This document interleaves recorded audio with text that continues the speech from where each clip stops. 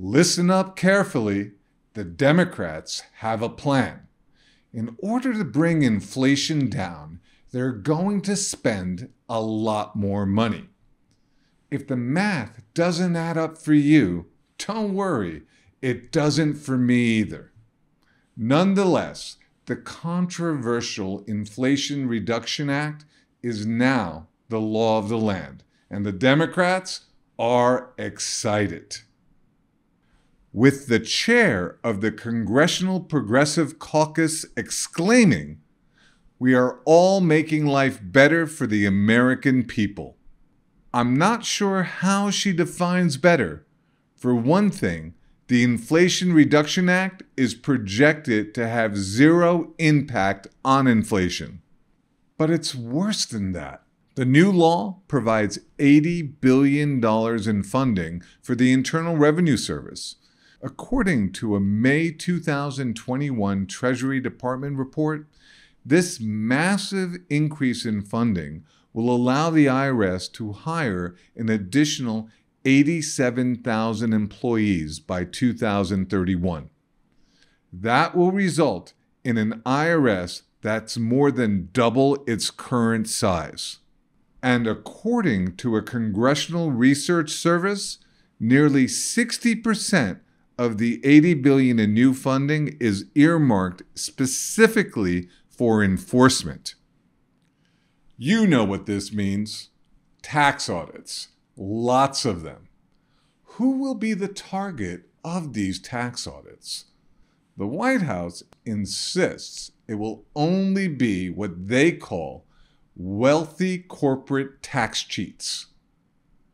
That position was reiterated forcefully by Treasury Secretary Janet Yellen, who said, "Contrary to the misinformation from opponents of this legislation, small businesses or households earning $400,000 per year or less will not see an increase in the chances that they are audited."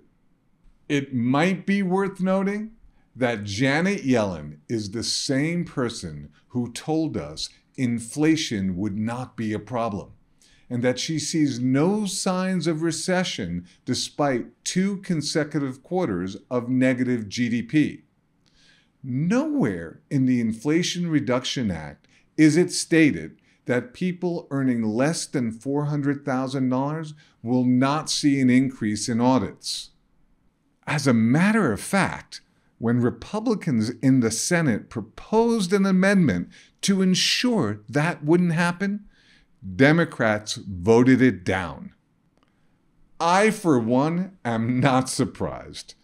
According to a May 2022 report by the Government Accountability Office, from fiscal years 2010 to 2021, the majority of the additional taxes IRS recommended from audits came from taxpayers with incomes below $200,000.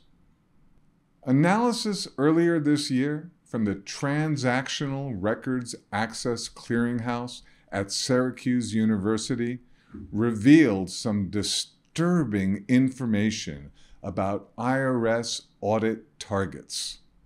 According to their research, the IRS audits the poorest families, defined as those households earning less than $25,000 per year, at 5 times the rate of everyone else.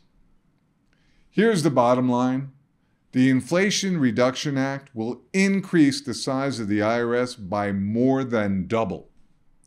Most of the money the IRS sees from audits comes from examinations of the middle class and below.